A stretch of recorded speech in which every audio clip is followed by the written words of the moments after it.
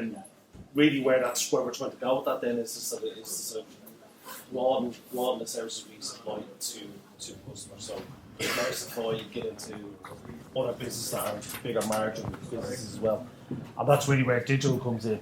So we have a traditional business where we take a lot of manual orders. We've moved to a very simple order capture sort of solution that we had, and now we're moving to a fully fledged sort of e-commerce platform. A key piece of the business is front to shop. So again, if you think of a traditional pharmacist, now they're front to shop offering in terms of perfumes, all these different health, nutritional, vitamin supplement products.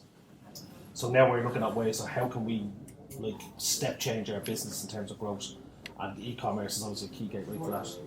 I joined the business probably about 2 years ago, really around that sort of whole strategy. So it was like, how do we get into B2B properly and start to really sort of step change the growth of our business in the front of shop. But we're talking about from a platform that really wasn't e-commerce, so a very sort of static order capture platform, and then how do we move to an e-commerce platform and all the things that we're doing there with email marketing, etc. So. And pharmacists generally are pretty attuned to ordering through a platform. There's a history of this which people may or may not be aware of. It's not a big step change for a pharmacist to go to a technology platform and make an order. So, to maybe talk a little bit about the history of how pharmacists order. Yeah, so if you think predominantly a pharmacist's role, even it's changing, but up to 10 years ago, they dispense a prescription and they reorder that product. So it could be a diabetes medication, cancer medication, headache tablets, digestive health, whatever that is. So they will have a system that they call a dispensary system. So it's very, very static. It's just lists of products. You find the product, you click, you put in your quantity. There's nothing else there. So and we would just build API interfaces. So very, very simple order capture. You want those products, we take it and we process it in our system. Whereas if you think of a modern e-commerce platform where you've got different brand attributes, categories, shop merchandising, there's none of that exists. So it's just that very, very plain. So while they are sort of in tune with sort of ordering and reordering products, e-commerce has never been there for them in terms of what you would know as a consumer as B2C e-commerce. And what did you start with in terms of your e-commerce platform? You had a first grade, kind of early stage e-commerce platform. What was that like for their customers to use? Yeah, so what was the facility, the utility in it? Yeah, so again, it was primarily for order capture, and then it was sort of going assessing the needs of the customers and us as a business. Well, now they want account information. They want to be able to look for an invoice. They want to be able to create a return. So very basic sort of new process that we would integrate. But again, a very sort of tight platform. You can't do a whole lot with it in terms of managing that platform. If you want to make a change, it's customization. It's another 50k budget. Everything is modular. It's very, very clunky, hard to use, and prohibitively expensive for Uniphar as a business to scale. So not really scalable.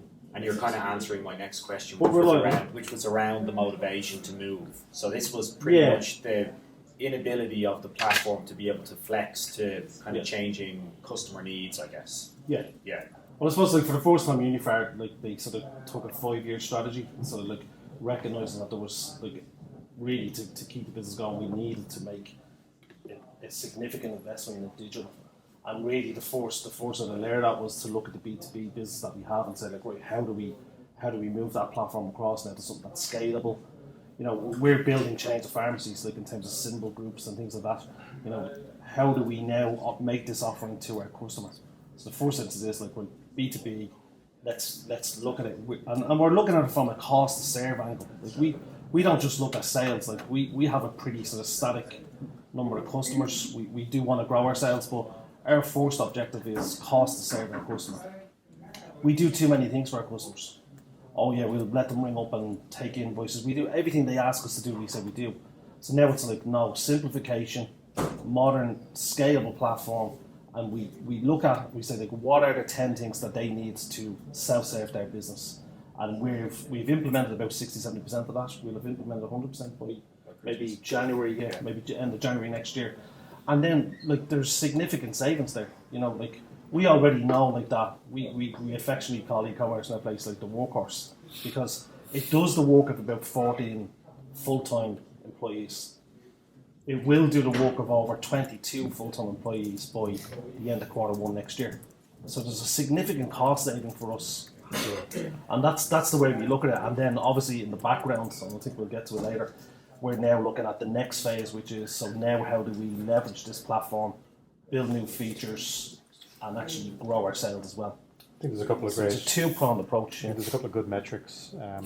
The number of downloaded invoices per month since the platform has gone live has hit 5 figures. It's over 10,000. And the amount of people in a customer service or accounts receivable team that would need to answer those 10,000 phone calls. Exactly. Download so if you think, PDF. even like in terms of just customers in terms of their own account area, currently that e-commerce is contributing like to 3 full-time employees. That it will be 8 sort of at the end of next year. So they download all their own invoices, they download their own statements, they create their own returns online. It's completely self-serve now. And that takes time. It does take time. Like customers, we've got a lot of grey-haired customers. Like, you know, they don't like change. They prefer to ring up. You know, like we have another ordering system which went down during the day, a traditional sort of direct order entry system. It went down. We've seen an uplift in e-commerce, but we also seen a massive uplift in customers just picking up the phone. So it's about change of behaviour. So you've got to trade it off. Like we're sort of reticent to sort of just close down sort of avenues for customers, but that will accelerate now over time, I think, because we've a really, really good, stable platform that we know is scalable now. So we will now start to say to customers, no, you can self-serve. And if you do want to ring us to place an order, you will be waiting for 10 minutes. You know? And not only potentially waiting for 10 minutes, but also potentially paying more for it. Yeah. You know? Yeah, making it a premium service. Yeah. Because if you choose to ring up our customer service agents to place an order that you could do yourself in 90 seconds online. But we need to start looking at that and saying, look, you've got to pay for that. And it's obviously not about millennials. In this case, it's understanding, but it kind of the concept applies. It's understanding the customer group that you're addressing to, and then offering them a solution that makes sense within the business space, and then makes sense for them. Yeah, and look, we're 5.5 months old now, so we've already sold 33 million euro worth of product online in 5.5 months. By next week, we will have actually placed 250,000 orders would have been placed in e-commerce. You know, that's significant. In the last 2 months, like sales orders volume is up 22%, value is up 48%. Some of that is seasonal because we're into cough and cold, but like it is starting to get traction, and that's without us. Like we're still we're digital Neanderthals like in Uniphar. Like I look at solutions like dotmailer and stuff like that. We haven't even integrated like a marketing solution, but it's about sort of like it's getting your ducks in the row. So we call it crawl, walk, run. So the customers has embraced it. They're now enjoying the experience online. Just to take a little bit of a step back, it was a difficult project. We came out with our war wounds on both sides. So maybe if you want to talk a little bit about, because maybe some people in the room are about to start that journey, I've got kind of 4 headings that maybe we can touch on, and I think the guys might be able to maybe overlay some thoughts as well around kind of the technical challenges around the implementation. We've talked a little bit earlier on about the organizational challenges of building a B2B platform with an already mobile sales force. So organizationally, how do we embed that kind of new mind frame in the internal team? Customer onboarding, can we use that sales team? What customer service capabilities do we need to put in place to ensure customers actually start to use the platform? And then, maybe your thoughts around marketing into the future. So maybe we start with the technical. How are you set up? What did we need to do? Yeah, so technically, I suppose that was the number one challenge. Our business is not simple. Like we've about 2,000 customers, but each one of those customers has their own distinct set of pricing. their own order allocation, so it's really complicated. So we can have a trade price, net price, rebate, discount, settlement discount. It's, there's 5 or 6 layers of, so if you were to try and take that logic and put it into any e-commerce platform for every single customer, like it's not practical. So it's about how do we use it. So our ERP is SAP. So it's about how do we get that complexity, because that's where our customers want. So you think of that traditional direct order entry model, it just gives you a product and you enter it. We now show our customers, every customer knows what rebate they get. They know what trade price, what invoice price they're getting, the net price that they're going to receive, their settlement discount. We display all of this complexity and pricing to the customer at the time. They really like it. They think it's brilliant. But that's not without its challenges. And that was the massive challenge for everybody. Yeah. And it's something we're still sort of like we're looking at, and we're finding new ways of actually doing it better. Stock and price. So It's just along the way of what I was saying, to kind of give the customers all the tools necessary to make their business successful. Yeah. So if they'll be informed of all these discounts and prices, they'll know how to kind of approach acquisition or purchasing.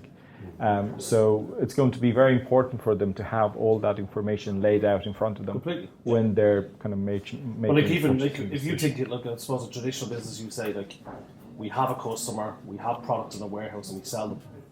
We have 5 warehouse locations, physical warehouse locations, 2 virtual, and that's all. So every customer has a different path to purchase in terms of where they physically get their product from. So we're not saying we have 1,000, the customer can buy it. We have 1,000, but for that customer in their geolocation and with their allocation constraints, they are only available. They can only buy 2 of those products. It's such a huge complexity, even on the ordering side. And again, that's something we've cracked now.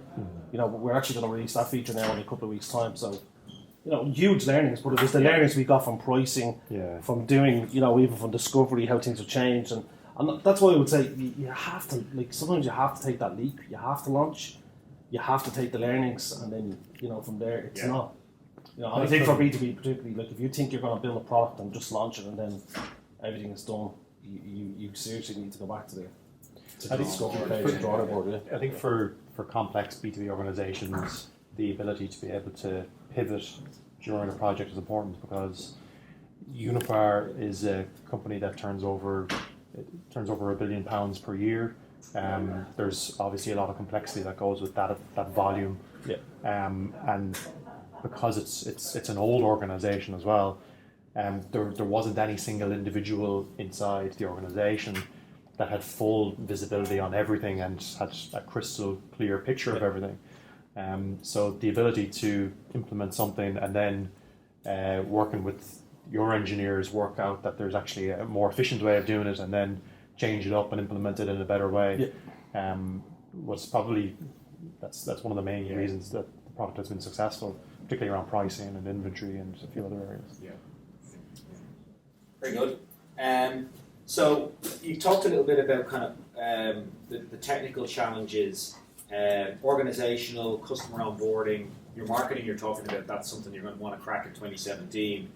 We talked a little bit about attribution. Do you want to talk a little bit more about that? How that you've said that it's been a challenge around kind of the sales organization and commercial. And what plans have you got in place for 2017 to crack that nut? You said you're going to go at it again. And it's I don't know what the sort of scale of organisations here today, but we've a really sort of forward-thinking leadership team. So they've committed to digital. They've really committed to the whole, we're going to invest in digital. They know it's the way to go. You've a layer under that, so you could say you've got sales, you've got marketing, you've all these different sort of business units within the organisation. And we planned it. We explained. We were like, this is where we need to be getting on. We provided training to sales reps. It was all about user guides, get out there, embrace it, sell e-commerce for us, because it is really important. Their role is to be advocates of this platform. They work for Uniphar, but you will find that sort of there is that sort of negativity or sort of reservations. They just and it is they actually probably they do feel like this could do away with my role ultimately. And you see articles like e-commerce will do away with 1.3 million sales reps in the next 10 years. Yeah. You know, and it's frightening statistics, but it's something, it has been a challenge for us, you know, like even from day one, you know, we had a platform, so we had to switch off the platform day one, on day 31, and then launch this platform day one, you know, and though these customers are buying cancer medications, like they want to be able to access. Yeah. So it was quite challenging for about 2 or 3 weeks. And what we found out was that our sales team hadn't probably been doing the selling job and the building the awareness that we probably should. Yeah. And even with a customer base, we know our customers, well, we think we know our customers. You know, we know who they are, they deal with us every day of the week. And now we're past that pain point. They do. 3 of every 4 customers use the website every day of the week. You know, it's that type of stuff. But initially, it's just that pain point. But now I think the sales team are starting to look at it, and I think that the business now is sort of saying, well, we're going to restructure our sales organisation now. Yeah. We're going to have business development managers. We know this platform. So as fate of the platform builds, they will restructure the business to business development manager. So we don't want order takers. We have a system that does the order taking. So it is about developing the business then. So what about 2017 then? What have you got in the pipe? Jesus. So yeah, I suppose like for us now, like we were very much about cost to serve. So currently now we're looking at sort of a lot of stuff around marketing. So we're doing small campaigns, we're doing cross sells, we're understanding what works, what doesn't work. So while that's all sort of working now internally in Uniphar, my role now is particularly with Daniel. Like it actually starts tomorrow. We're going to spend a half day sort of looking at our customer base. We've done a couple of surveys. We did a lot of work with them last year, so we understand what a day in the life of a pharmacist is, how they spend their time poor, what they actually do. But now we're actually going to go to pharmacy. We're going to go out into pharmacy and really understand. So before we build any type of marketing strategy or do anything, we're just going to really understand what our customers do, how they use the web, how they use their day, and even outside of the platform, and then build a strategy that suits our business around that, rather than just taking different marketing sort of automation tools and plugging them in and saying one size fits all. We just need to understand our customers now. Like internally we have great conversations about, like I know at the moment that the majority of our customers order maybe 3 products when they go into e-commerce. They don't go in and place big orders. They'll order 3 or 4 lines and they come out. So then we have a sales team and a commercial team that are saying we wanted to buy categories. So like say you went to the pharmacy foot care category. We say, but that's not their behaviour. So it's really interesting conversations now. I'm trying to using data and analysis now to sort of actually drive what actually our strategy is going to be. Yeah. So that's good. That's a really big project for Q1 2017. Obviously, we have a couple of UK businesses now as well, so we're going to be looking at other sort of like skinning up other instances of B2B Magento for like diet chemists, you know, patient home delivery for medication. So it's really like there's a lot. So I suppose we're probably at the point now where we're saying, what are we going to achieve in the next sort of 12 months? Definitely B2B on the sort of commercialization. You know, we're looking to go so self-serve will work, and I think we've got the foundations there. We need to grow our front shop business, which is our perfumes, that type of business, from 5 million to 20 million. So we're going to need a sort of really good marketing strategy to get behind that. So that's sort of Q1. And Magento 2. And then, Magento 2. It's going fast. And we are also growing 2 chains of pharmacies, which I know today is not about B2C, so B2C will be a big piece for us as well. Great. Any questions? We're down to the last couple of people. Are there any questions from anybody here just about the journey?